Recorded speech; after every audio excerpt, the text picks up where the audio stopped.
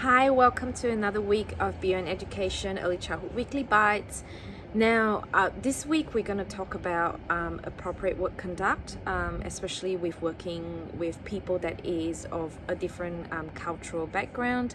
And I'd like to speak with you from the aspect of fairness and equity at work, and especially with working with people that is that has newly arrived in the country. It's very important for us to make them feel like they are not second-class citizens, because very often if you have been in a migrating background, that could be one of the feelings that you feel already inherently,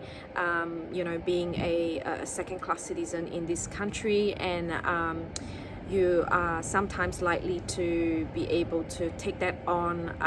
and to suffer in silence. And I don't think that that is a healthy work environment or work culture in any ways, and no one should be made to feel that way.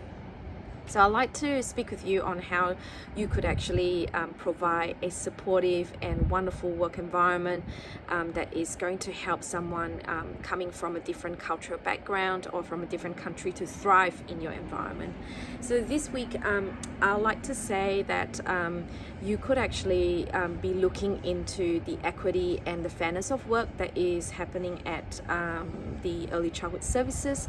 And this would mean it comes down to the very minor things, and it's the way that everyone feels that they have been taken care of while they're at work. So I think it's important that, first of all, as if you are a director of a service, it is very important for you to think about the fairness and the equity of work and the appropriateness of the training of your staff, and to provide the range of work that they are able to carry out with confidence and be able to empower them and help them to feel fulfilled at their work. Now, this would mean that especially the very physical and the considered menial work. For example, we all know that, for example, if you're working in an early childhood service and you're working in the baby's room,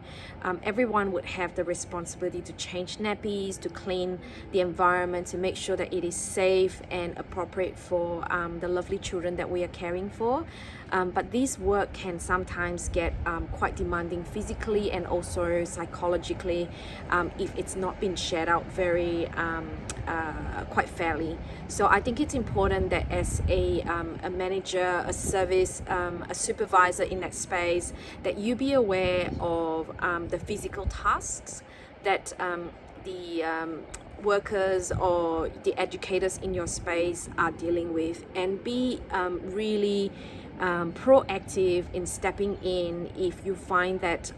the load is not fairly or equitably divided or shared among all your educators, because this actually would cause educators, goodwilling and wonderful workers to feel like they have been given the worst jobs in that service, and even though they're trained as early child educators, that their work is not meaningful, and that actually drains people of their well-being and the enthusiasm and motivation to come to work. So it's very important that they are not being made to feel that they are less significant or important as compared to someone else, especially if they are new to the country. As I explained at the beginning of video, that is very likely to happen. Now, the other thing is to actually be able to provide adequate and appropriate challenge to educators that has newly arrived at your service. So that would mean that helping and supporting them in the areas of documentation and learning with children, because maybe language is a barrier for them, and they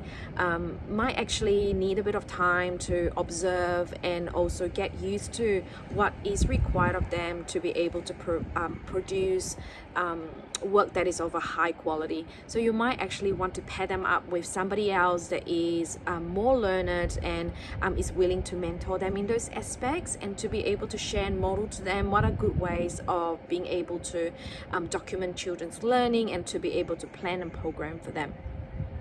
So I think this week is very important. Go and empower someone. Think about, if work and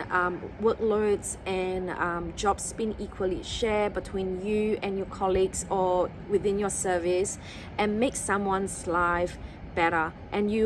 I can almost guarantee you that once they feel that they're being valued in their space and that they have not been treated as a second-class citizen as they might already have felt, coming to the country or being treated, in the society or the communities elsewhere, they will actually be a better fit and be able to stay in your service for a much longer time and be able to be a contributing member. So yeah, I'll leave that thought with you this week, and I'll see you the next time. Bye.